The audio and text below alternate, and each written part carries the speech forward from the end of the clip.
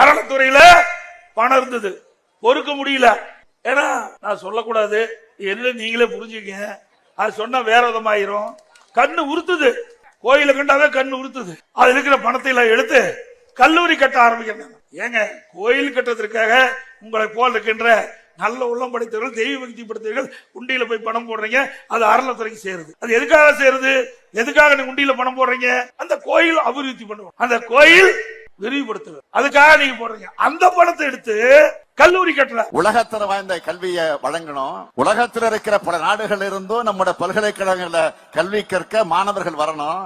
அதுக்கான பிளான ரெடி பண்ணுங்கன்னு சொல்லி இருக்கேன். கல்வி நிலையங்கள்ல சயின்டிபிக் கருத்துக்கள் மட்டுமே கற்பிக்கப்படணும். பகுத்தறிவுக்கு எதிரான முட்டாள்தனமான கட்டுக்கதைகளை, மூட நம்பிக்கைகளை பரப்புற இடமா பள்ளிகள், கல்விகள், பல்கலைக்கழகங்கள் ஒருபோதும் இருக்கக்கூடாது. ரெண்டா தான் இருக்கணும். ஒன்னு சயின்டிபிக் அப்ரோச், இன்னொன்று சோசியல் ஜஸ்டிஸ். இதை கத்துத்தர இடமா தான் கல்விக்கூடம் இருக்கணும். இதுக்கு மாறான நிகழ்ச்சிகளை நடத்துகிறதோ, இதுக்கு எதிராக பேசுறவங்களை கெஸ்டா கூப்பிடுறதோ நடந்தா இந்த அரசோட ரியாக்ஷன் கடுமையா இருக்கும். உங்களுக்கு விருப்பமான எந்த வேலையும் தொழிலையும் செய்யலாம், அது தவறு இல்ல. ஆனா எல்லாத்தையும் கல்விதான் அடிப்படை. எல்லாத்துக்கும் மறந்துடாதீங்க. படிப்பு பயனற்றதுன்னு யாராச்சும் சொன்னா அவங்கள சைலண்டா உங்க லைஃப்ல இருந்து அவாய்ட் பண்ணுங்க. கல்விதான் யாராலையும் பறிக்க முடியாத உண்மையான சொத்துன்னு நான் தொடர்ந்து சொல்லிட்டு வரேன். இன்னும் 100 முறை சொல்லுவேன். ஜே அட்வான்ஸ்ல ஆல் இந்தியா ரேங்கிங்ல 75 வந்துச்சு.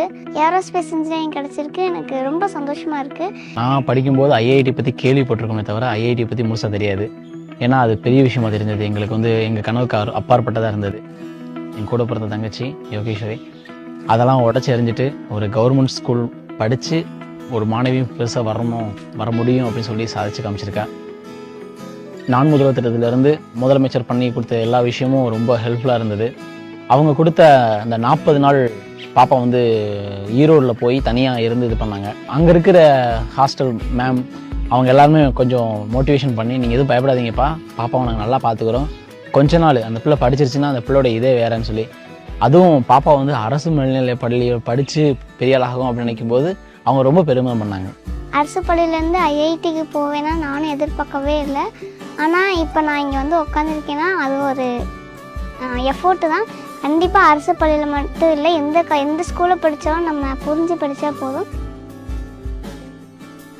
அம்மா கனவு மட்டும் தான் கண்டுட்டு இருக்காங்க, நம்ம நிஜமாக்கி காட்டுவோம்னு சொல்லி காட்டியிருக்காங்க. அவ்வளோதான்.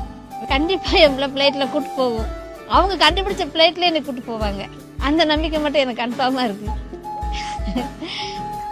சந்தோஷமா, அளவுக்கு மீறி சந்தோஷமா இருக்கு.